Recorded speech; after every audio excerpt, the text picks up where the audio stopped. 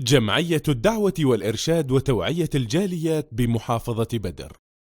ওয়ালাইকুম আসসালাম রহমতুল্লাহ বারাকাত। মোহতারাম, আপনি জানতে চেয়েছেন হিন্দুদের হোটেলে খাওয়া যাবে কিনা, আর বিশেষ করে গরু, খাসি, মোরগ জাতীয় জিনিস তাদের হোটেলে খাওয়া যাবে কিনা। সম্মানিত ভাই, হিন্দুদের হোটেলে খাওয়া যাবে, কোনো নিষেধ নেই।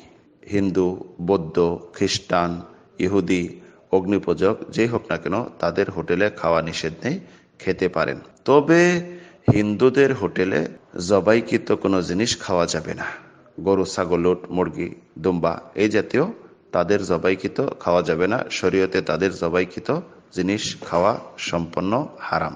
আহলে কিতাব যারা রয়েছে, ইহুদি, খ্রিস্টান, তাদের জবাইকৃত জিনিস খাওয়া যাবে। এটি আল্লাহ রাব্বুল আলামিন বৈধ করেছেন, শরীয়তে বৈধ রয়েছে। যেমন আল্লাহ রাব্বুল আলামিন ঘোষণা করেন, তো আমুল্লাযীনা উতুল কিতাবা হিল্লুল লাকুম, যে যারা আহলে কিতাব তাদের খাদ্য তোমাদের জন্য হালাল করা হয়েছে। আব্দুল্লাহ ইবনে আব্বাস এটির তাফসীর করেছেন, যেটা ইমাম বুখারী উল্লেখ করেছেন।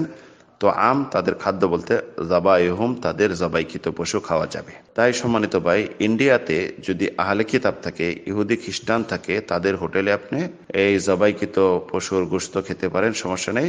তবে হিন্দুদের হোটেলে এই সমস্ত জিনিস, মুরগি, খাসি বা গরু, এই সমস্ত জিনিস, গোশত জাতীয় যেটা জিনিস, এটি খাওয়া মুসলিমের জন্য হারাম। আল্লাহু আ'লাম। সাল্লাল্লাহু আলাইহি ওয়া সাল্লাম।